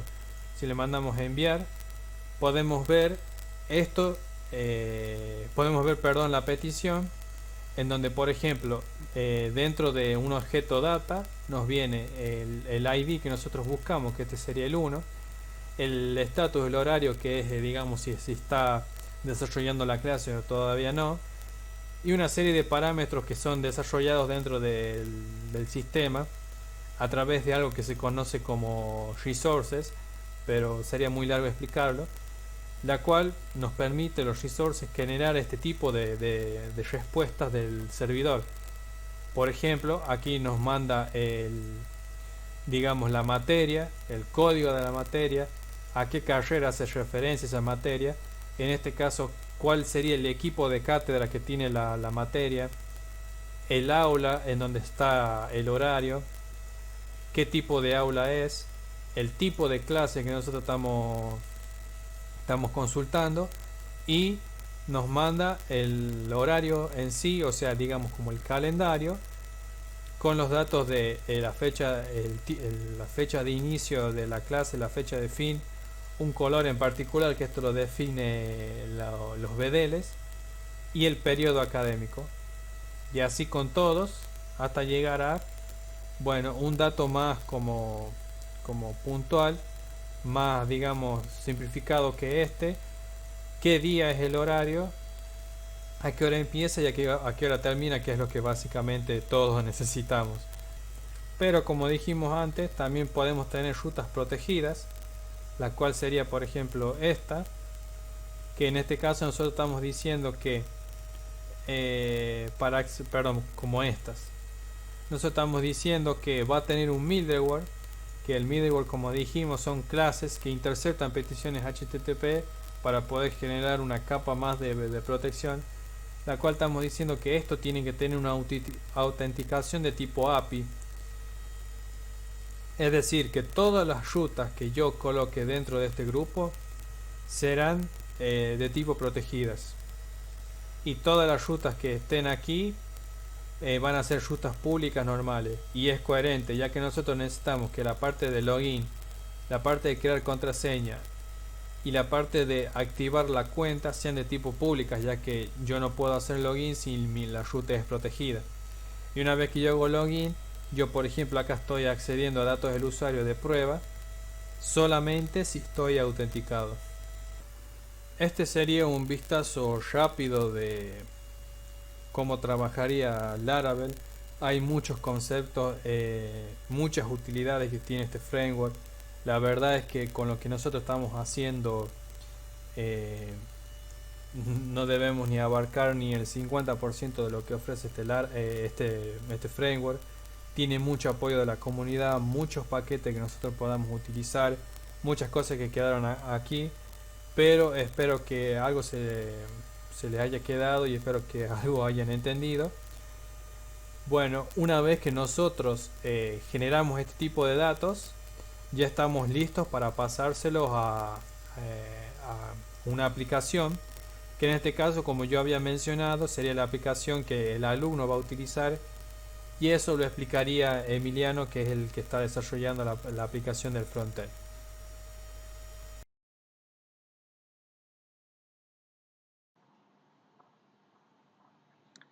Buenas tardes chicos, mi nombre es Emiliano y les voy a comentar lo que sería el desarrollo del frontend.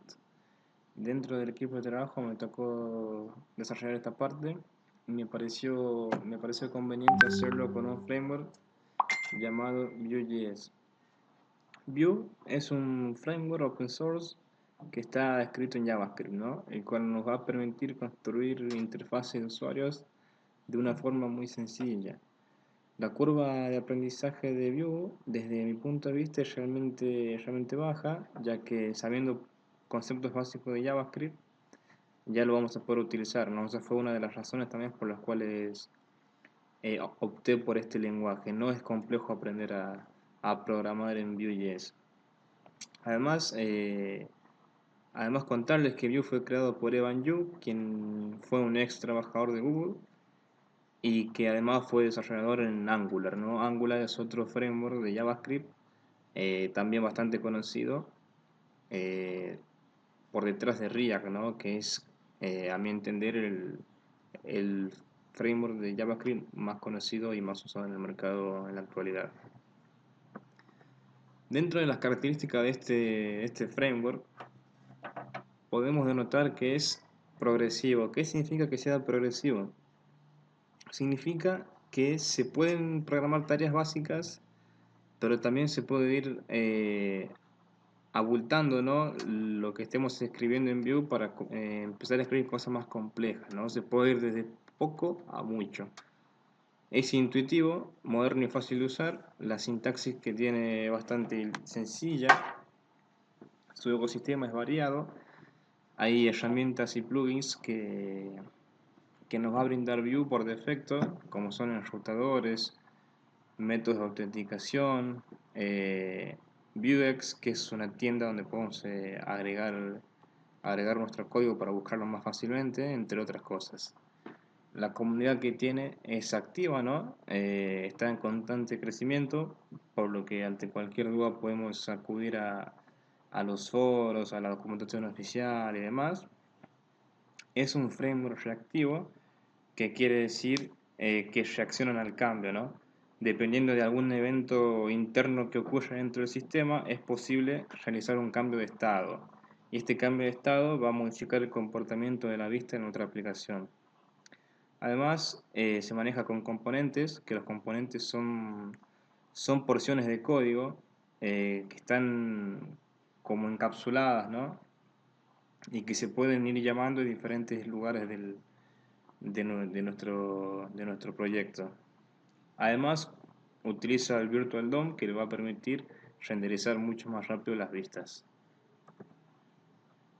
Como ya contaba, el ecosistema de Vue es bastante amplio. Acá voy a nombrar algunos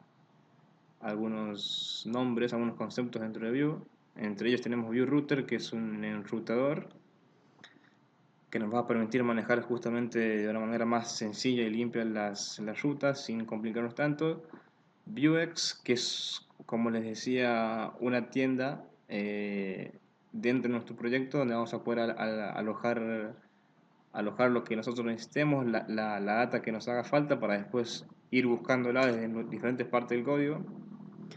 Se pueden usar tests unitarios en Vue. Utilizo un framework llamado Jest, que es ajeno a Vue, ¿no? Pero se complementa. Y aparte, hay herramientas disponibles en los navegadores que se llaman Vue DevTools, que nos vas a permitir depurar mejor el código y analizarlo de una mejor manera. Aquí lo que les voy a mostrar, ¿no?, es una encuesta de Stack Overflow que se hizo en este año, en febrero, si no me equivoco, en donde, bueno, que yo la vi y en base a esto también elegí un poco este framework que estoy mostrándoles para poder programar lo que sería el frontend de esta aplicación. Acá lo que les muestro, ¿no?, son las tecnologías más populares, los lenguajes de programación, scripting y de mercado más populares en la encuesta. En este caso, evidentemente JavaScript, como la web es tan grande, JavaScript junto con HTML y CSS son los que predominan en esta categoría. Y aquí es un poco donde se empiezan a desglosar, ¿no? Dentro de lo que serían frameworks o librerías tenemos en el top 3 dos de las actuales, que son React y Angular. Vue está en crecimiento, ¿no? Está a unas posiciones por debajo. Y en primer lugar está jQuery, que ya está en desuso, pero obviamente aún quedan muchas páginas que lo utilizan. Después tenemos una categoría interesante, ¿no? Son los frameworks más amados. ¿Qué quiere decir? Dentro de los 60.000 programadores que encuestaron, una categoría era qué framework le gustaba usar, ¿no? Y acá vemos como Vue escala posiciones y es considerado de esta manera por la forma en la que se puede escribir código fácil y rápido en este lenguaje, ¿no? Es un lenguaje que tiene mucho potencial, un framework, perdón, que tiene mucho potencial para el futuro. Está por debajo de React en esta categoría. Y los que más se quieren aprender están en segundo lugar, por encima de Angular y por debajo de React. Y esto también marca esta tendencia de que es un framework, perdón, que está a la alza, ¿no? Entonces, un poco de las cuestiones de que es sencillo de aprender y de que posiblemente se utilice mucho más en el mercado en el futuro, me dieron las ganas de hacer esta parte del trabajo con este framework. Aparte de utilizar Vue.js como base, también utilicé un framework de CSS, de diseño, perdón, basado en Vue.js o para Vue.js, que es Beautify. Está basado en Material Design.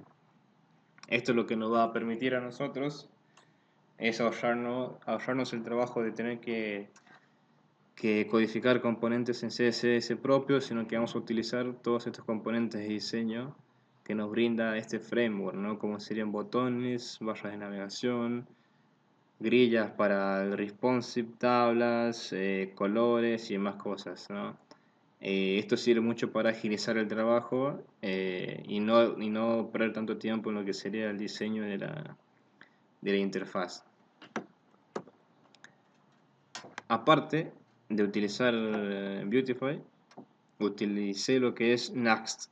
Next es un framework de Vue también que le da unos superpoderes a Vue, se podría decir, que nos va a permitir que la aplicación rinda más y que sea más escalable. Dentro de las características de Next tenemos que nos va a mejorar el SEO y el rendimiento y el renderizado, digamos, porque utiliza una técnica que es SSR, que es Server Side Rendering. ¿Qué significa esto? Es renderizado del lado del servidor en español. Esto nos va a permitir poder aplicar SEO a nuestras páginas web. Como la estructura que estamos usando en el proyecto es una arquitectura en microservicios, la web app no está conectada, o sea, no es una aplicación monolítica, ¿no? Es decir, que lo que va a hacer la app es consumir una API. Si no usara SSR, los datos, como no se procesan en el backend, no se podría aplicar SEO, ¿no? Entonces, usando Nuxt, lo que nos va a permitir es esa característica del SSR para renderizar antes de enviar los datos y así poder usar meta tags y diferentes técnicas que nos van a dar la posibilidad de, aunque estemos usando una web app que no esté conectada o que no esté en un proyecto en conjunto en el backend, sino que están separados, nos va a permitir de igual forma poder aplicar SEO, que es bastante importante, ¿no? O al menos para este proyecto lo consideramos importante. Aparte, nos brinda una característica especial, que es que vamos a poder usar esta aplicación como una PWA, que es una aplicación web progresiva. Esto va a hacer que nuestra aplicación funcione también como una aplicación, o que tenga algunas funciones de una aplicación móvil nativa, ¿no? Como es que se pueda descargar al celular, que pueda funcionar offline, notificaciones y algunas cositas más. Aparte, nos mejora la estructura de directorios, nos va a hacer que nuestro proyecto sea más escalable. Esta es una ventaja bastante grande. ¿Por qué? Porque al crecer ya más de lo esperado un proyecto, se necesita tener un cierto orden en carpetas que Vue de por sí solo, si bien maneja un orden, no maneja el orden que maneja Nuxt, que es un orden mucho mayor, ¿no? Entonces nos vas a obligar a seguir buenas prácticas en cuanto serían diferentes tipos de páginas, ¿no? De aterrizaje, páginas comunes, algunas secciones de JavaScript que nos las acomoda y demás. Y nos va a brindar una autenticación sencilla de implementar, pero muy potente. Lo que podemos ver en esta vista, ¿no? En la esquina superior derecha, serían tres botones, uno de horarios, otro de registrarse y otro llamado ingresar. Y en la esquina superior izquierda podemos ver el logo de la página y un botón de una barra desplegable. Dentro de este botón podemos encontrar dos opciones, una que es guía y otra de contacto.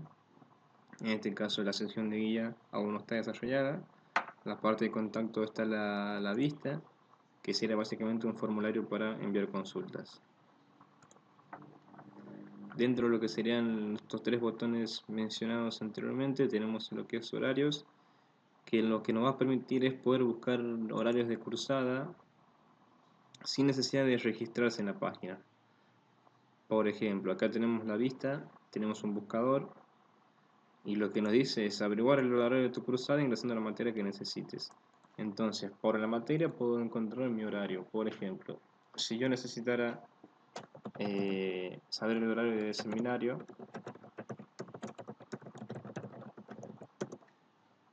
busco y acá son todas las coincidencias que encontramos de seminario 2. De seminario, perdón. En este caso, seminario 1, 2, de diferentes carreras. Como me interesa sistemas, acá tenemos una flecha desplegable que nos va a mostrar el horario, ¿no? En este caso, el edificio en el que se dicta la clase, el aula, el tipo de clase, el día que se dicta, el inicio de la clase y el fin. De no haber ningún horario ingresado, porque simplemente hay horarios que cargamos de prueba, pero si no habría horarios ingresados, lo que nos mostraría es que esta materia no tiene registrado ningún horario. Otro ejemplo, por ejemplo, es álgebra, que tenemos cargados también horarios. En este caso tenemos dos horarios de álgebra, de distintas clases, de distintos días, perdón. La ventaja de esto es que con un simple clic hacemos una búsqueda, ¿no? Y podemos saber el horario de la materia que necesitemos. También cabe destacar que es responsive, ¿no? Así que se puede usar tranquilamente desde un celular.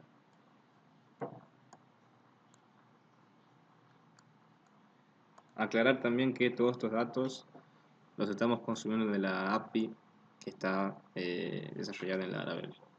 Ahora, dentro del sistema, aparte de aclarar que nos podemos registrar también e ingresar. Como estoy usando una cuenta de prueba, voy a ingresar directamente Y una vez dentro del sistema, vamos a ver esta interfaz. Una vez ingresamos al sistema, nos vamos a encontrar con esta interfaz.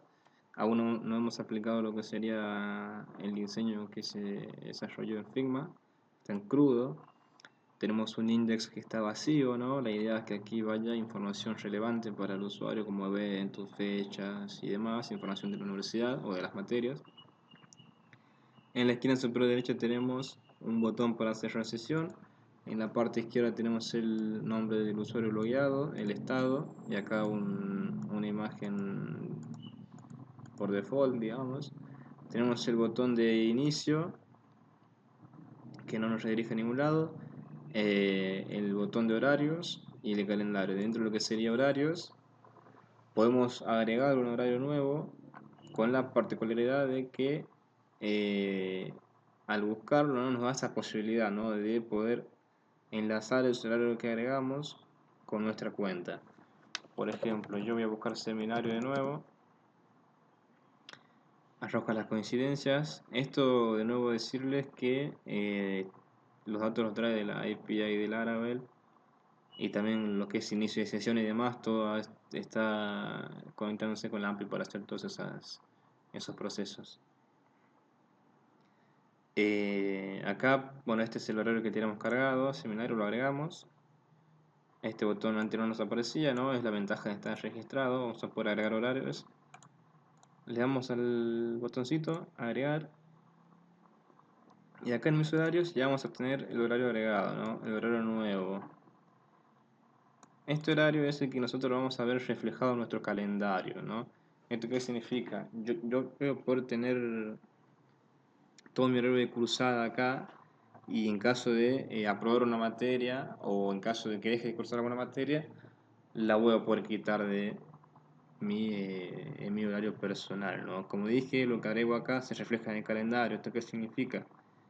Que el día viernes de 8 a 22 yo voy a tener reflejado lo que sería seminario 2, ¿no? Entonces, el propósito de esto es yo poder ver en todo mi calendario todo mi cursada fácilmente y que el horario se arme solo en base a las cosas, a las materias que yo necesito. Esta es la vista mensual, ¿no? Tenemos todos los meses. En este caso, como seminario es una materia del segundo cuatrimestre, se agrega desde el 7, desde agosto, el 7, que es cuando inicia el segundo cuatrimestre, y finaliza el 13 de noviembre, dentro de la vista, lo que sería mensual. En la vista semanal vamos a tener que los viernes vamos a tener el horario en este periodo de tiempo que es de 8 a 10 pm. Dentro de lo que sería viernes, todos los viernes es igual. Y también tenemos una vista diaria donde podemos también ver reflejado este horario que agregamos.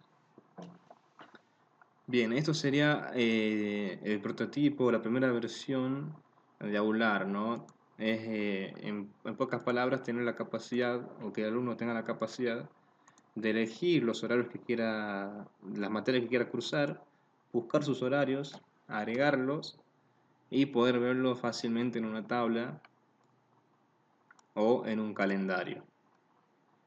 En versiones posteriores, ¿no? Vamos a agregar muchas más funcionalidades que estamos pensando.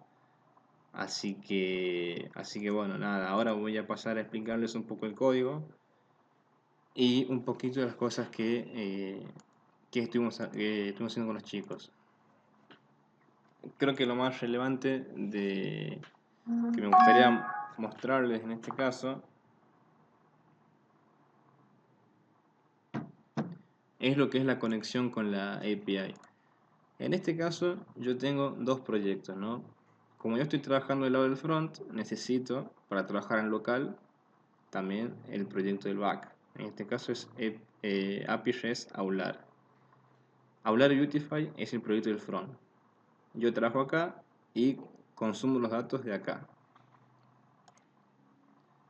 En este caso, como estoy usando Nuxt, que le había comentado que es un framework que nos va a facilitar la vida en la sección de configuración de NAX, entre otras cosas, ¿no?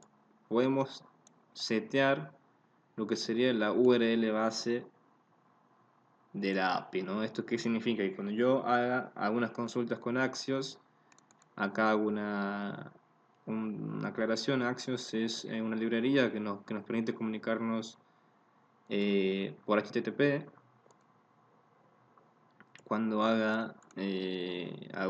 cuando yo consuma alguna dirección, me va a tomar siempre la base URL, que es esta, api-res-aular.test/api. Esto es en local. En caso de estar en producción, esto sería una URL de producción, ¿no? Por ejemplo, al iniciar sesión, que esto es algo que lo hicimos, al ingresar acá, les voy a mostrar.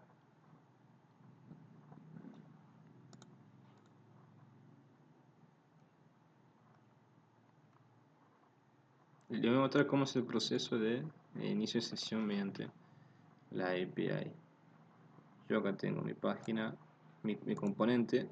Allá le había mostrado que trabaja por componente, ¿no? Yo tengo las páginas de mi web app y los componentes que utilizo. En este caso el componente login, que yo lo podría ya utilizar en otras partes de la página. Y acá tengo lo que sería el login, ¿no? Que es un método asíncrono que utiliza Axios para comunicarse y utiliza un método de autenticación. ¿Qué hace este método de autenticación? Envía una data, que es un email y una contraseña, y en caso de que este email y esta contraseña sea correcto, nos va a devolver, nos va a redirigir a lo que sería la dirección de la web, que es barra app. Esto está todo ruteado en esta parte de acá, ¿no? Yo para loguearme lo que necesito además no es tan solo mi usuario y mi contraseña, sino que me hace falta,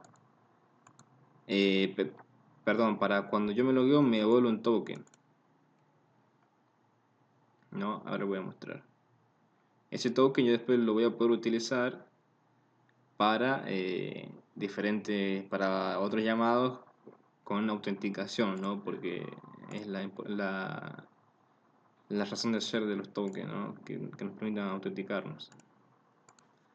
Entonces yo me logueo acá, voy a limpiar consola.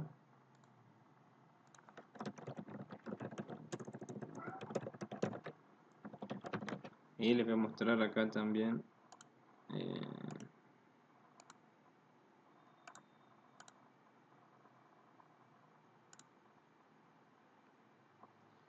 estos son el almacenamiento del navegador, ¿no? Acá tenemos diferentes keys con diferentes valores que se van a llenar una vez que yo me loguee. Por ejemplo, si yo me logueo, en este caso con mi cuenta anterior, esto me va a devolver un status y un token, que es lo que le estaba contando, ¿no? Esto es lo que me devuelve, que yo estoy pintando en consola. Como es un proyecto que está en desarrollo, ¿no? Hay mucha data en consola que estamos mostrando para programar mejor. Y lo que nos devuelve acá son algunos archivos de una data de configuración, como por ejemplo el base URL, lo que estoy enviando, las cabeceras y demás. También me devuelven una data que es el token, el tipo de token y la fecha de expiración, que es importante para hacerlo más seguro. Me devuelven también otras cabeceras, ¿no? Y unas requests. Y lo importante es el status. Este status yo lo puedo usar para hacer validaciones, ¿no? En el caso de que el logueo no sea incorrecto, me devolverá otro status y yo puedo hacer una pregunta. Si el status que me devolvió no es 200, por ejemplo, es porque el logueo fue malo y puedo, en base a eso, mostrar un mensaje, un cartel o demás. Y también lo que le quería mostrar acá es que ahora yo tengo la autenticación local con este token. Este token yo lo puedo utilizar después para hacer otras llamadas a la API que sean autenticadas. ¿Qué quiere decir esto? Que es únicamente se va a poder acceder a esta información con el token, ¿no? Si no, no se podría. Y también para terminar quería mostrarles lo que sería cómo es el proceso de llamar a la API en lo que sería el buscador de horarios, ¿no? Porque es creo que el núcleo del, al menos ahora de la página, el buscador de horarios. Esto todo nace acá.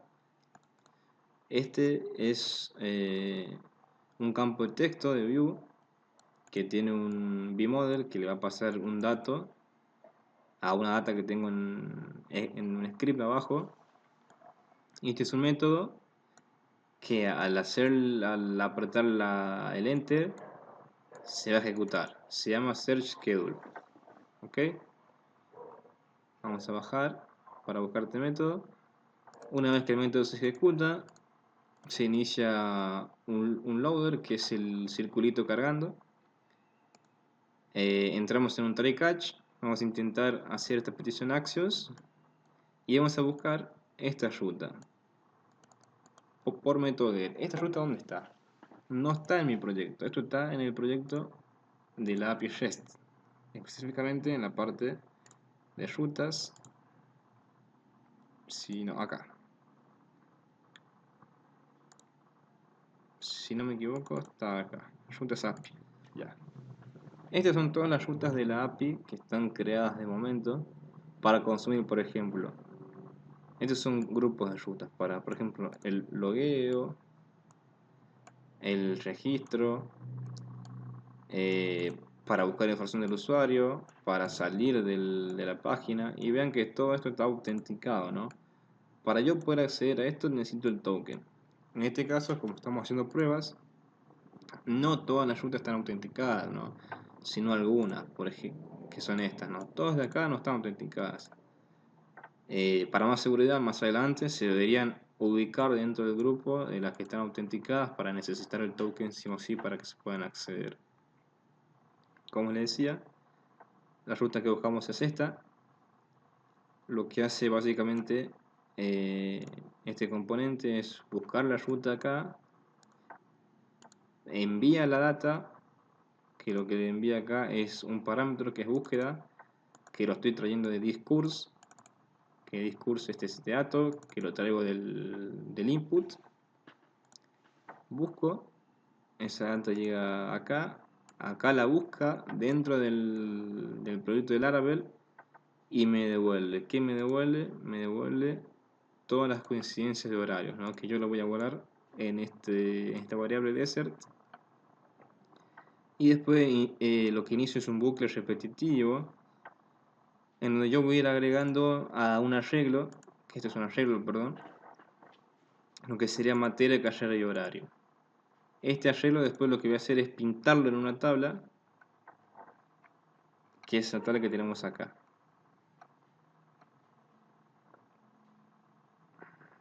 Acá tenemos acá tabla. Lo voy a pintar en esta tabla y voy a mostrar todos los horarios que tenemos disponibles para la materia, y en caso de querer agregar un horario, acá tenemos el botón, que es otro método que les paso el horario, y ese método me va a permitir de nuevo con la API agregar un horario, ¿no?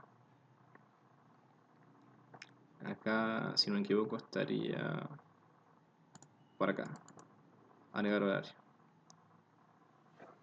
Y bueno, eso sería todo, chicos, un pantallazo de lo que sería el frontend con Vue.js y algunos complementos más, así que espero que les haya gustado.